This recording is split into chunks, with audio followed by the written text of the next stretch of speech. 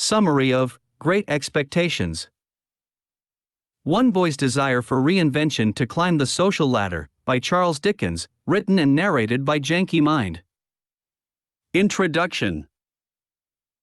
Great Expectations by Charles Dickens is a timeless masterpiece delving into the societal aspirations and shortcomings of Pip, an orphan from a small town whose life takes a dramatic turn when he unexpectedly inherits wealth from an enigmatic benefactor. This newfound affluence prompts Pip to leave his hometown for the bustling streets of London, but as he ascends the social and material ladder, he undergoes a moral decline that leaves him questioning the choices he's made. The backdrop for this transformative journey is the ever-evolving landscape of Victorian England. During this period, the country witnessed the emergence of a novel civilization characterized by the rapid proliferation of cities and factories, which cast a shroud of industrial grime over the once serene countryside. Millions of individuals abandoned rural life in search of work within the smog-choked metropolises, transitioning from peasants to proletarian laborers. Even the once traditional aristocracy embraced new urban ideas and values. Charles Dickens, a keen observer of this societal upheaval, uniquely captured the multifaceted dimensions of England's industrialization. Among his many preoccupations, class was a central focus, and it also occupies a pivotal role in Great Expectations. The novel unfolds the narrative of Pip, a humble working-class boy whose self-worth is deeply affected by Estella, an arrogant upper-class girl who inflicts upon him feelings of shame and self-loathing. Pip instinctively recognizes the insurmountable divide between them unless he can elevate himself to the status of a gentleman. In a different era, such a wish might seem ludicrous, but in Dickens's England, social advancement was as integral to the fabric of society as the prevalent social conflicts and class biases. Pip leaves behind his village, embarking on a journey to acquire the manners and lifestyle of a gentleman in the bustling metropolis of London. His social ascent is swift and seemingly effortless, yet his moral enlightenment is a gradual and painful process. At every juncture, Pip grapples with the profound question of what it truly means to be a virtuous person. He often falters, not solely due to his youthful naivety but also because he loses touch with the simple and virtuous world embodied by his surrogate father, Joe. His earnest efforts to rectify these mistakes form the overarching theme of the novel. Only after enduring significant tribulations does Pip attain maturity and complete the arduous and profound journey of self-discovery and personal growth. Chapter 1, An Fateful Encounter. It was a chilly Christmas Eve afternoon when young Pip, at the tender age of 7, found himself in the desolate churchyard of a village located approximately 30 miles to the east of bustling London. Standing there, he gazed upon 2 weathered gravestones bearing the names of his dearly departed parents, his eyes brimming with tears. Tears streamed down his cheeks as he mourned his lost loved ones. Suddenly, a stern and harsh voice shattered his moment of grief. Pip swiftly turned to behold a disheveled and ominous figure clad in soaked gray wool, his ankle bound by an unforgiving iron shackle. The stranger demanded to know Pip's place of residence, and the young boy, trembling with fear, revealed that he lived with his sister, Mrs. Joe, the wife of Joe Gargery, the local blacksmith. Blacksmith, eh? The man muttered, his eyes narrowing as they landed on the shackle. In that moment, a sinister plan began to form in his mind.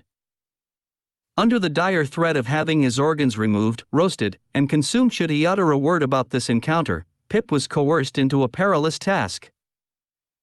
He was to steal a file and some sustenance and deliver them to this enigmatic stranger on the following morning. Back at the Gargery forge, Joe was tending to the coals in the kitchen hearth. Joe and Pip shared a unique bond, a friendship that extended beyond mere companionship. Joe was Pip's playmate and protector. However, this evening, he could do little to shield Pip from the wrath of Mrs. Joe. She decried the challenges of being a blacksmith's wife, lamenting the burden of raising an ungrateful child left behind by her deceased parents. In a fit of rage, she subjected Pip to a harsh physical punishment, mercilessly thrashing him with a stick. In the churchyard, indeed. she exclaimed. "If it weren't for me, you would have met your end in that graveyard long ago, and remained there." As dawn broke, Pip stealthily descended the stairs, securing a file from the forge and pilfering a piece of cheese, a flask of brandy, and a delectable, round pork pie from the pantry. These he presented to the man from the churchyard, who, by this time, was half-frozen and famished. With a hearty gulp of brandy and his mouth full of cheese and pastry, the man turned his attention to the file, which he used to free himself from the clutches of his shackle. Meanwhile, Christmas preparations were in full swing back at the Gargery household. Mrs. Joe had prepared an exquisite feast featuring a succulent leg of pickled pork, a medley of vegetables, and a roasted fowl. Pip endured the meal, his conscience burdened by the impending discovery of his theft. Just as Mrs. Joe left to fetch what she claimed was an exceptionally fine pork pie, Pip sprang to his feet and fled. His escape, however, was abruptly halted by a sergeant who had arrived at the door with urgent news. He explained that his men were in pursuit of 2 escaped convicts from the prison barges anchored in the nearby river. Before they could continue their chase, the sergeant needed Joe's blacksmith expertise to repair some faulty handcuffs. After successfully mending the restraints, Joe, accompanied by Pip, joined the sergeant in the pursuit. They soon located the fugitives near a deserted fort in the marshes. In a muddy ditch, 2 men clad in gray exchanged fierce blows, and Pip recognized one of them as the convict from the churchyard. In a dramatic turn of events, the convict managed to gain the upper hand, trapping his opponent in a headlock. "I've captured him," he declared triumphantly, surrendering his captive to the sergeant. Once handcuffed, the convict's gaze fell upon Pip. With a subtle shake of his head, Pip conveyed that he had kept his promise.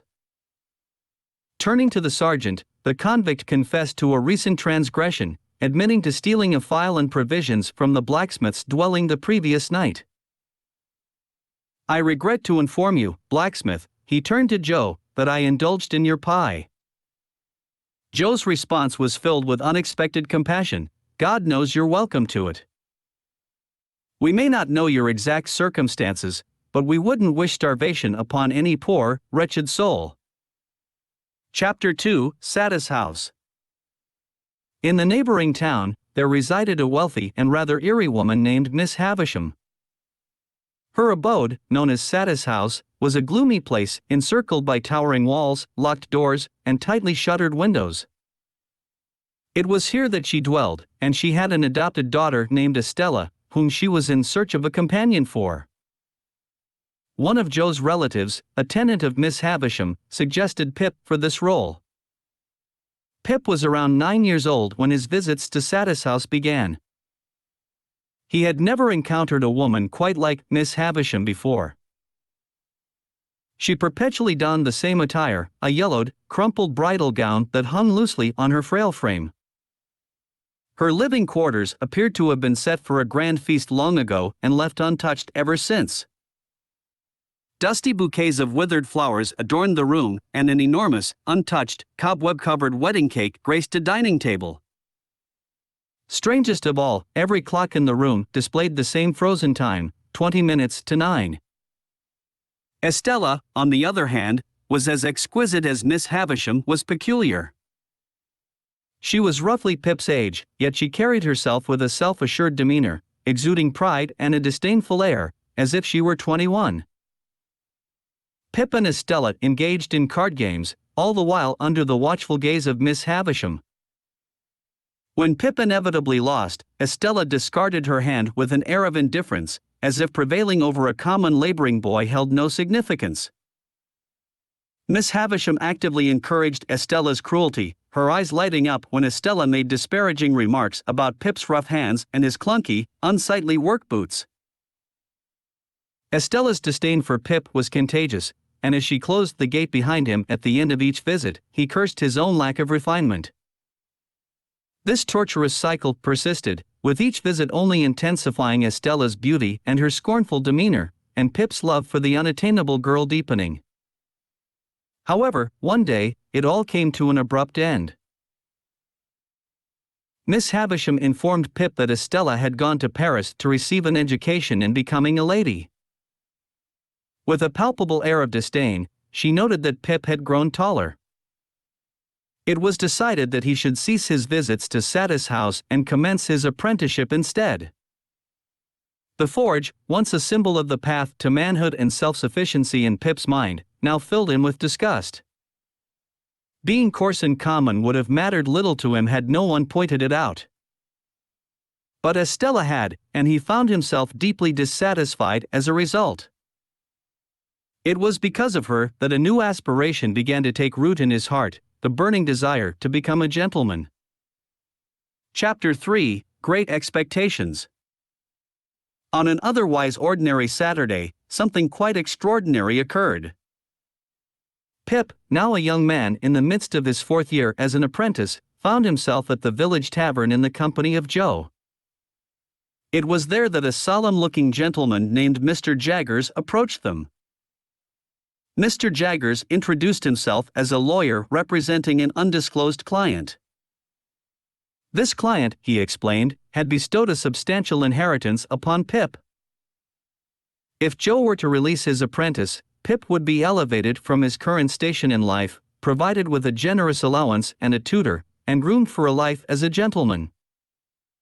However, there was one stringent condition: Pip must never attempt to uncover the identity of his mysterious benefactor.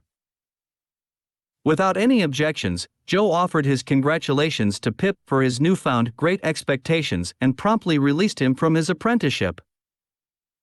Pip, on his part, was convinced he already knew the identity of this generous benefactor. It had to be Miss Havisham. His heart soared at the prospect, believing that by making him a gentleman, Miss Havisham was clearing the path for his union with Estella, raising him to her social stature. Before departing for London to embark on this new chapter of his life, Pip made a final visit to Satis house to bid farewell to Miss Havisham. "I've experienced a remarkable change in my fortune since we last met," he carefully remarked, "and I am immensely grateful for it." In response, she offered a cryptic smile and revealed that her friend, Mr. Jaggers, had already informed her of these developments. Pip's tutor in London was none other than Mr. Pocket, a relative of Miss Havisham's. He resided with Mr. Pocket's son, Herbert, who swiftly became Pip's closest friend in the city. It was Herbert who shared the captivating story of Miss Havisham's tragic past. Her father had been a prosperous brewer, and upon his passing, he left Miss Havisham a considerable fortune while effectively disinheriting her unruly half-brother. Miss Havisham subsequently fell in love with a charismatic suitor who skillfully managed to extract substantial sums of money from her. She even purchased her half-brother's shares in the brewery at an inflated price, relinquishing them to this cunning individual. Although Herbert's father had cautioned her to exercise caution, she ignored his advice and severed ties with that branch of her family. Ultimately, on the very morning of their intended wedding day, at 20 minutes to 9, Miss Havisham received a devastating note calling off the wedding. It was later revealed that her suitor had been in league with her half-brother, and the two men had shared the ill-gotten gains before vanishing. Overwhelmed by despair, Miss Havisham sought a bitter revenge by raising Estella, the adopted daughter, to wreak havoc on the male sex. Chapter 4: Shattered Illusions. Pip's new life was adorned with opulence. He resided in lavishly decorated rooms, enjoyed the services of finely dressed servants, indulged in extravagant dining, and accumulated substantial debts. In every sense, he was now a true gentleman. When he wasn't spending his newfound wealth or engrossed in his studies, Pip frequently made his way to Satis house to pay visits to Miss Havisham. At least, that was his official pretext. Estella had returned from her stay in France and had blossomed into an even more exquisite vision. It was Estella, without a doubt, who drew him back to this eerie abode with its barred entrances and sealed windows. Pip courted Estella fervently, yet she remained as coolly indifferent to him as ever. She neither encouraged his advances nor outright rejected him. It was Miss Havisham who stoked his ardor. Miss Havisham confided in him one day, revealing that Estella had been adopted, raised, and educated with the specific purpose of being loved. She uttered this with an intensity that made Pip realize that her choice of the word love might as well have been hate or destroy. However, Pip wasn't the sole suitor whose aspirations Miss Havisham encouraged. The most disconcerting and perilous of Pip's rivals for Estella's affection was Bentley Drummle.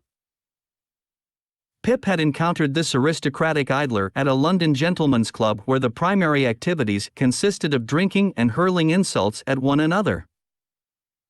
In these exchanges, Bentley had often bested Pip, and it seemed that now, in the competition for Estella's affections, he had the upper hand as well. Pondering this gloomy state of affairs on a bleak winter's night, Pip was interrupted by a knock at his door. As he opened it, he saw a worn and ragged man in a tattered coat ascending the stairs. As the candlelight illuminated the man's face, Pip was instantly transported back to that windswept churchyard overlooking the marshes. It was his former convict. With some reluctance, Pip invited the man inside to warm himself by the fire. The visitor looked around, taking in the lavish surroundings, and remarked that things had turned out quite well for a blacksmith's apprentice. He inquired about Pip's current circumstances, and Pip replied cautiously, explaining that he had been chosen by his guardian to inherit some property. With a sly smile, the visitor asked if he could venture a guess as to the identity of this guardian. Pip's heart stopped, and in that moment, he realized the true identity of his benefactor. "Yes, my dear boy," the visitor exclaimed, "I have made a gentleman of you." The revelation struck Pip like a thunderbolt. Abel Magwitch, as the man introduced himself, briefly recounted his tumultuous life story, a relentless cycle of imprisonment and brief freedom. It had been a smooth-talking gentleman swindler named Compeyson who had ensnared him in this web. Compeyson had amassed a fortune by defrauding a wealthy and gullible woman, with the help of his accomplice, Arthur. However, their fortunes were quickly squandered through gambling, and Arthur met an untimely demise. In need of a new partner in crime, Compeyson had crossed paths with the down-on-his-luck Abel, seduced by the swindler's charm and style. They were eventually apprehended and put on trial. Compeyson, with his gentlemanly demeanor, managed to charm the judge and received a 7-year sentence, while Abel received the full 14 years. By a twist of fate, they ended up on the same prison barge. Fearing for his life, Compeyson attempted to escape, and Abel followed suit. It was the same Compeyson with whom Pip had seen him grappling in a muddy ditch all those years ago. Abel was sentenced to a life of exile in Australia, with the threat of hanging if he ever attempted to return. He embarked on various occupations, from sheep farming to stockbroking, slowly amassing a fortune over the years. Abel paused and fixed his gaze on Pip. Throughout his trials and tribulations, he had never forgotten the young boy who had saved his life when he was half frozen and starving on the marshes. Every guinea he earned, he declared, was for Pip. "I led a rough life, my boy," Abel confessed, "so that you could lead a smooth one." Pip listened in astonishment and horror. The ship on which he had sailed was now wrecked, and his cherished illusions lay shattered around him like debris. Miss Havisham had no intentions for him. Estella was never meant for him. He had merely been a pawn to practice upon during all those visits to Satis house. Most distressing of all, he had abandoned his dear and kind-hearted Joe for a wretched convict. Chapter 5: Forgiveness. The intricate web of deception and misfortune that had ensnared Pip since his youth was finally beginning to unravel. The man who had deceived Miss Havisham was none other than Compeyson, and Arthur, his partner in crime, turned out to be her own brother. Pip came to realize that his tutor, Mr. Pocket, and Mr. Pocket's family had been wronged by Miss Havisham. She had misconstrued Mr. Pocket's warnings about Compeyson as mere self-interest and had subsequently severed ties with him and his side of the family. Determined to set things right, Pip made his way to Satis' house to reveal the truth. There, he candidly informed Miss Havisham that he had uncovered the identity of his benefactor and that he was as wretched and unhappy as she had intended him to be. She had channeled all her hatred for self-serving, calculating, and heartless men onto an innocent victim by encouraging his misguided beliefs. Miss Havisham did not deny her actions. Pip then turned to Estella. He confessed his enduring love for her, a sentiment she was well aware of. Estella met his gaze but maintained her stoic demeanor. He professed his love for her still, even though he had relinquished any hope of calling her his own and knew of her impending marriage to Bentley. In a sharp tone, Estella interjected, "Don't be afraid of my being a blessing to him. I shall not be that." Tears welled up in Pip's eyes. "God bless you, and God forgive you," he uttered, sobbing. These were the last words he spoke to Estella for a very long time. As he closed the gate behind him, Pip vowed never to return to that desolate house. However, a few weeks later, he received a note. Miss Havisham had something she wanted to confess. A profound transformation had come over her, and she regarded Pip with a hint of fear in her eyes. She admitted to the grievous wrong she had committed in manipulating an impressionable child and making him the instrument of her bitter revenge. Her realization had crystallized when she overheard Pip confessing his love for Estella. His words had served as a mirror reflecting back the love she had once felt but had long suppressed. Crying out, "What have I done?" she fell to her knees, imploring Pip for forgiveness. Pip took her trembling hands into his own and assured her that he had already forgiven her. How could he not? He would have loved Estella just as deeply under any circumstances. Summary: Pip's great expectations had ultimately crumbled to dust. All that remained for him now was to ensure Abel's safe escape from the country, sparing him from the looming death sentence that awaited if he were apprehended. His initial aversion to the convict had faded away. In Abel, Pip now saw a benevolent and steadfast man who had only sought to aid him. He came to the realization that Abel had been a better friend to him than he had ever been to Joe. However, Abel's escape plan was thwarted at the last moment. As he attempted to board a steamer bound for Hamburg in the Thames estuary, a police boat intercepted his vessel. A skirmish ensued, and Abel was knocked into the water, ultimately pulled under the steamer and into the deadly churn of its propellers. He managed to survive long enough to be sentenced to death by hanging, but fate was not kind enough to allow him to reach the gallows. Abel Magwitch passed away in a prison hospital bed, his hands clasped in Pip's. "God bless you, dear boy," he uttered with his last breath, "you never deserted me." Technically, it was true. Pip did not dispute the dying man's words, but he carried a bitter guilt in his heart. He hadn't abandoned Abel, but he had intended to. Now, Pip found himself utterly alone. His benefactor was gone, Estella had married another, and he had betrayed the only person he had ever truly considered family. Weakened and unwell, he succumbed to a debilitating illness that left him bedridden for weeks. He was plagued by feverish delirium, which he believed might be his end. However, he eventually regained his faculties.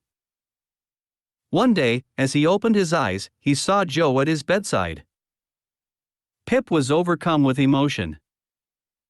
"Oh, Joe," he cried, "you break my heart. Look angry at me, Joe. Strike me, Joe. Tell me of my ingratitude. Don't be so good to me." Joe gently clasped Pip's hand and wiped his eyes. "You and me were always the best of friends," he said, as he always had, addressing him as dear Pip. After recovering, Pip did his best to settle his debts, sold his few remaining possessions, and departed England to take up a position as a clerk in Europe. It was several years later when he returned to see Joe, now a grown man. During that visit, Pip rose early one morning and embarked on a secret pilgrimage to the site where Satis house once stood. The mansion had been demolished following Miss Havisham's death, leaving only the remnants of its foundations and an overgrown garden. Pip settled on a bench and spent a considerable time contemplating the desolation that surrounded him. As the day neared its end, he noticed a familiar figure in the distance, Estella. Pip had heard tidings of Estella over the years. Bentley had been cruel to her, and when a horse he had mistreated fatally injured him, Estella felt no grief at her husband's death. Her own suffering, however, was evident. As Pip looked upon her face, he could discern the marks of her hardship. The youthful freshness of her beauty had faded, but her ineffable charm remained. She joined him on the bench, and they spoke softly as the evening mist enveloped them. Estella revealed that she had often thought of Pip in recent times. Pip confessed that she had always held a special place in his heart. There was a prolonged silence. Estella hadn't anticipated that she would part from Pip at this very spot, but she was content to do so in such a fitting place. "Are you glad to part from me again, Estella?" Pip inquired. "To me," he added, "parting is a painful thing." Estella gazed at him earnestly. He had once said to her, "God bless you, God forgive you." If he could say it then, surely he could say it now that her suffering had granted her insight into the depths of his heart. "I have been bent and broken," Estella confessed, "but, I hope, into a better shape." Could they not part, then, as friends? "We are friends," Pip affirmed, rising from the bench and taking her hand. "And we will remain friends, even apart," Estella responded. They departed from the ruined remains of Satis house, a name which, as Estella had once told Pip long ago, meant enough in Latin. The evening mists rose, illuminating a vast expanse of serene light. Yet, as Pip looked around, he could discern no shadow of another parting from Estella. This audiobook summary was brought to you by Janky Mind. We hope you enjoyed it.